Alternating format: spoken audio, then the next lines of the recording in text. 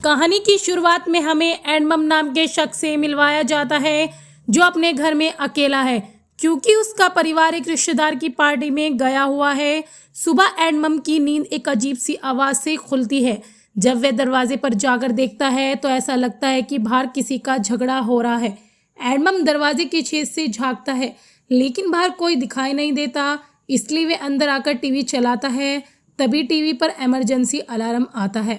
यह देखकर एडमम डर जाता है और तुरंत अपनी खिड़की की ओर भागता है, लेकिन बाहर का नज़ारा देखकर उसे कुछ समझ नहीं आता। चारों ओर अफरा तफरी मची हुई है, लोग इधर उधर भाग रहे हैं। तभी एक हेलीकॉप्टर बिल्डिंग से टकराकर तबाह हो जाता है। दरअसल दुनिया में एक अजीब वायरस फैल चुका है जिससे संक्रमित होने के बाद लोग कुछ ही सेकंड में ज़ॉम्बी बन जाते हैं। ये ज़ॉम्बी इतनी खतरनाक होते हैं कि इंसानों को देखते ही उन पर हमला कर देते हैं।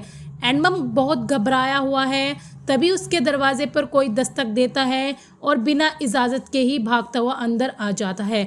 यह देखकर एडमम की सांसें थम जाती हैं क्योंकि उसे लगा कि यह भी एक ज़ॉम्बी है। वह आदमी एडमम को समझाता है, देखो मैं तुम्हारा पड़ोसी हूँ, गौर से देखो, तुम इतना घबराए हुए क्यों हो। आदमी कहता है, मुझे नहीं पता क्यों मेरे दोस्त मेरे घर आए और अचानक मेरी फैमिली और मुझ पर हमला करने लगे। मैं बहुत मुश्किल से अपनी जान बचाकर वहाँ से भागा, लेकिन मैंने तुम्हारा दरवाज़ा खुला देखा तो मैं यहाँ आ गया। इसके बाद वह एडमम से उसका वॉशरूम इस्तेमाल करने की इजाज़त मांगता है तो एडमम उसे इजाज़त दे देता है। इसके बाद एडमम न्यूज़ सुनता है जहां उसे पता चलता है कि शहर भर में वायरस फैल चुका है और लोग ज़ॉम्बी बनते जा रहे हैं। एडमम भागता हुआ अपने किचन से चाकू उठाकर आदमी से कहता है, देखो मैं अभी तक बिल्कुल सेफ हूँ, मैं संक्रमित नहीं हुआ। इससे पहले कि मैं तुम्हें मार दूँ, यहाँ से निकल जाओ। देखते ही देखते उस आदमी की आंखें लाल होने लगती है, लेकिन एडमम किसी तरह उसे घर से बाहर निकाल देता है और जल्दी से अपना दरवाज़ा बंद कर देता है। एडमम दरवाजे के छेद से देखता है बाहर दो ज़ॉम्बी एक इंसान को संक्रमित करके उसे खा रहे थे। यह देखकर एडमम डर जाता है। अंदर आकर एडमम अपनी फैमिली को कॉल करने की बहुत कोशिश करता है, लेकिन फ़ोन में सिग्नल नहीं होने की वजह से उसका किसी से भी संपर्क नहीं हो पाता। थोड़ी देर बाद कुछ सिग्नल आते हैं तो एडमम को अपनी फैमिली की तरफ से बहुत सारे मैसेज मिलते हैं जिसमें उसके डैड एडमम से कहते हैं कि मैं और तुम्हारी मॉम मेरे ऑफिस में हैं, लेकिन तुम्हारी बहन का कोई आता पता नहीं, वह हमें कहीं भी नहीं मिल रही। तुम अपना ध्यान रखो और घर के दरवाजे और खिड़कियां अच्छे से बंद करके रखो, घर में किसी को भी मत आने देना। एडमम दोबारा से फैमिली को कॉल करता है, लेकिन तब तक सिग्नल जा चुके थे, जिसकी वजह से एडमम बहुत परेशान हो जाता है।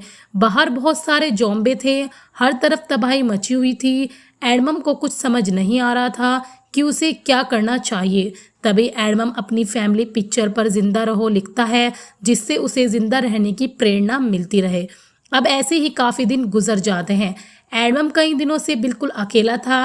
वह अपनी फैमिली से संपर्क करने की भी बहुत कोशिश करता है, लेकिन उसका किसी से भी कोई संपर्क नहीं हो पा रहा था। एडमम के पास खाने पीने का सामान भी इतना नहीं था कि वह अगले हफ्ते तक चल सके। एडमम बहुत परेशान था।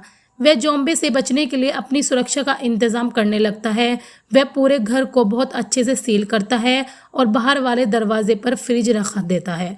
एडमम अपने लैपटॉप पर अपनी रिकॉर्डिंग भी करता रहता है, जिसमें वह बताता है कि मैं बिल्कुल अकेला रहता हूँ, काफ़ी दिन हो चुके हैं वायरस फैले हुए, मेरा किसी के साथ कोई संपर्क नहीं हो पा रहा, मैंने कई दिनों से किसी को देखा भी नहीं, और यह भी कि मेरे पास अब खाने के लिए बस कुछ ही दिन का सामान बाकी रह चुका है। इसके बाद न्यूज़ में बताया जाता है कि ज़ॉम्बी वायरस इंसान के दिमाग पर हमला करता है। जैसे ही कोई इंसान संक्रमित होता है तो संक्रमित होने के बाद उनका दिमाग उनके कंट्रोल में नहीं रहता, लेकिन वे बहुत ताकतवर हो जाते हैं। उनको देखने और सुनने की क्षमता बहुत ज़्यादा बढ़ जाती है, यानी वे बहुत दूर से भी अपना शिकार देख सकते हैं, और अगर उन्हें कहीं से ज़रा सा भी आवाज़ आती है तो उन्हें पता चल जाता है कि यहाँ इंसान मौजूद है। अब ऐसे ही काफ़ी दिन और भी गुजर जाते हैं। एडमम की मानसिक हालत अब बिगड़ने लगती है। अब तक पानी आने भी बंद हो चुका था। एडमम हमेशा की तरह अपना लैपटॉप खोलता है और रिकॉर्डिंग करने लगता है, जहां वे बताता है कि मेरे पास ना खाने पीने का सामान है और ना ही करने को कोई काम, मैं अब बिल्कुल अकेला हो चुका हूँ, अगर कुछ और दिन में यहाँ रहा तो मैं पागल हो जाऊंगा। एडम अब रिकॉर्डिंग कर ही रहा था, तभी उसे बहुत अजीब सी आवाज़ सुनाई देने लगती है। एडमम डर जाता है। वह एक बेसबॉल बैट लेता है और देखने चला जाता है। दरअसल यह एक महिला ज़ॉम्बी थी जो वॉशरूम की वेंटिलेशन से अंदर आ गई थी। ज़ॉम्बी एडमम को ढूंढ रही थी, तभी पीछे से एडमम उस पर हमला करके उसे मार देता है। इसके बाद एडमम जल्दी से जाकर वेंटिलेशन को बंद कर देता है। एक दिन एडमम रिकॉर्डिंग कर ही रहा था, तभी उसके फ़ोन में थोड़े से सिग्नल आते हैं। वह जल्दी से भागता हुआ अपनी मॉम को कॉल करने की कोशिश करता है, लेकिन कॉल नहीं हो पाती।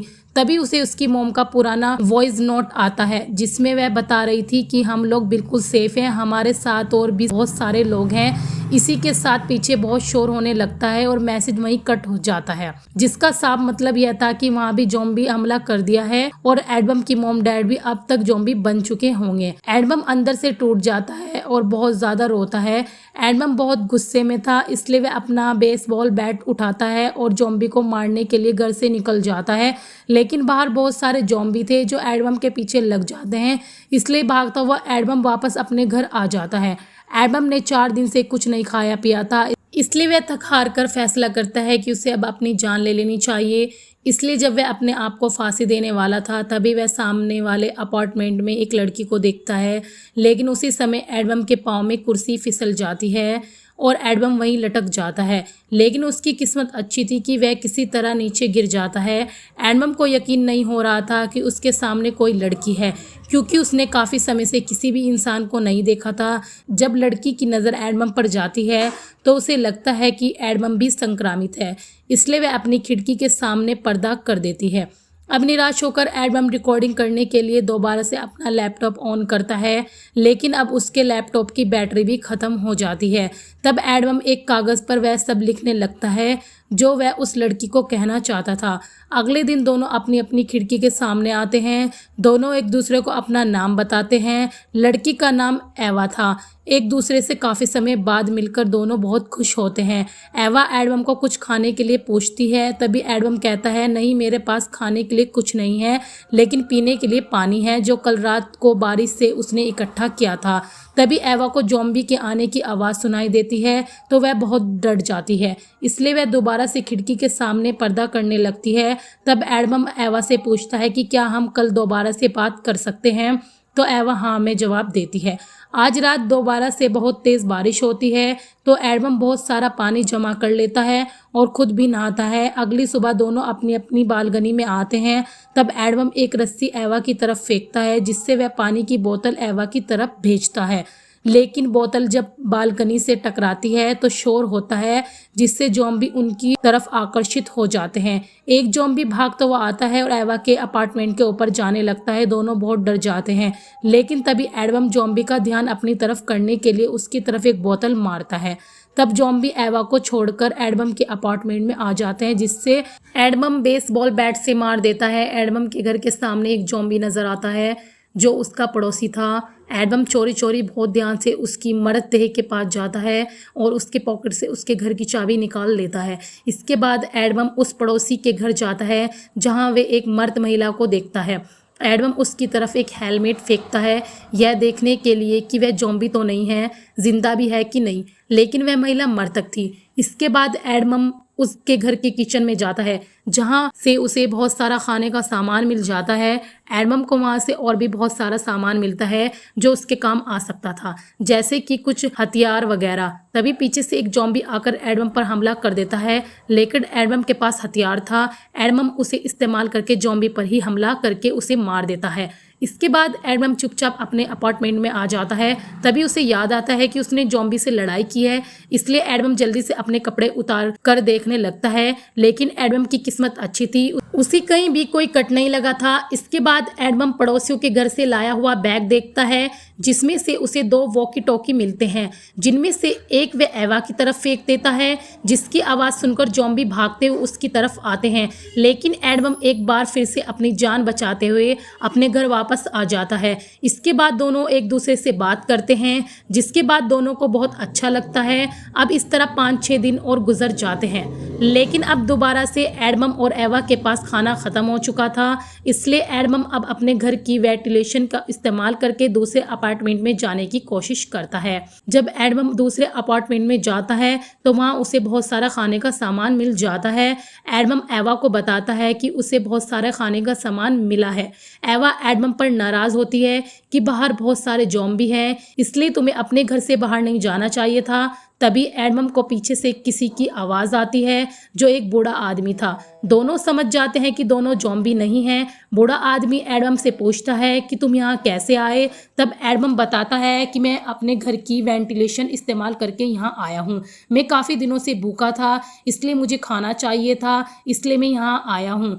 तभी वह आदमी एडमम से कहता है, मेरे पास खाने पीने का बहुत सारा सामान है, अगर तुम चाहो तो और भी ले सकते हो। जैसे ही एडमम सामान उठाने के लिए पीछे मुड़ा, तब वह बूढ़ा आदमी अपने हथियार से एडमम के सिर में हमला करता है, जिससे एडमम वहीं बेहोश हो जाता है। जब एडमम को होश आती है तो वह बंधा हुआ था। उसके सामने बूढ़े आदमी की पत्नी थी, जो ज़ॉम्बी बनी हुई थी, और वह एडमम को खाने के लिए उसकी तरफ आ रही थी। दरअसल बूढ़ा आदमी अपनी पत्नी से बहुत प्यार करता था, लेकिन किसी तरह वह संक्रामित होकर ज़ॉम्बी बन गई। बूढ़े आदमी ने पत्नी को मारने की बजाय घर के एक कमरे में बंद कर दिया था, और जब उसे ज़्यादा भूख लगी तो उसने अपने कुत्ते को अपनी पत्नी को दे दिया खाने के लिए। इसके बाद बूढ़ा आदमी वहाँ से चला जाता है, लेकिन एडमम किसी तरह अपने आप को वहाँ से आज़ाद करवा लेता है। तभी बूढ़ा आदमी अंदर आता है और अपने हथियार से एडमम पर हमला करने लगता है, लेकिन एडमम हमले से बच जाता है और बूढ़े आदमी को उसकी ज़ॉम्बी पत्नी की तरफ धकेल देता है, और उसकी पत्नी अपने ही पति को संक्रामित कर देती है। एडमम भी जल्दी से सामान पकड़ता है और वहाँ से निकल जाता है।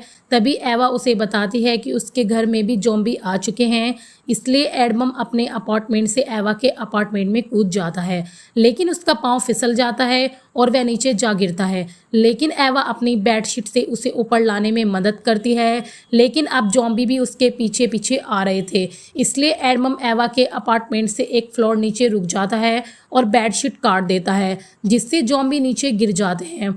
इसके बाद एडमम एवा से कहता है कि उसके अपार्टमेंट में कूद जाए। एवा बिल्कुल ऐसा ही करती है और कूदकर एडमम के पास आ जाती है। यह दोनों फैसला करते हैं कि यह जगह बिल्कुल भी सुरक्षित नहीं है, इसलिए हमें यहाँ से निकल जाना चाहिए। अब दोनों एडमम के अपार्टमेंट में जाने लगते हैं, लेकिन तभी इनके पीछे बहुत सारे ज़ॉम्बी लग जाते हैं। दो ज़ॉम्बी एडमम पर हमला कर देते हैं। एडमम एक ज़ॉम्बी को नीचे गिरा देता है, लेकिन एक ज़ॉम्बी अभी भी एडमम पर हमला करने की कोशिश कर रहा था। तभी पीछे से एवा उस ज़ॉम्बी को मार देती है।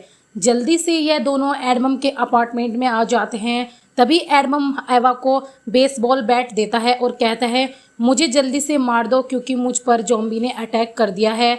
एवा ऐसा नहीं करती तो एडमम बिल्डिंग से छलांग लगाने वाला था। तभी वह अपनी शर्ट उतारता है तो पता चलता है कि उसे कहीं भी कोई चोट नहीं आई, मतलब ज़ॉम्बी उसे कहीं भी काटने में कामयाब नहीं हुई, यानी वह ज़ॉम्बी नहीं बनेगा। दोनों बहुत ज़्यादा खुश होते हैं और फैसला करते हैं कि हम दोनों इकट्ठे रहकर ज़ॉम्बी का मुकाबला करेंगे। तो दोस्तों मूवी यहीं पर ख़त्म हो जाती है। तो कैसी लगी आपको यह मूवी कमेंट में ज़रूर बताएं।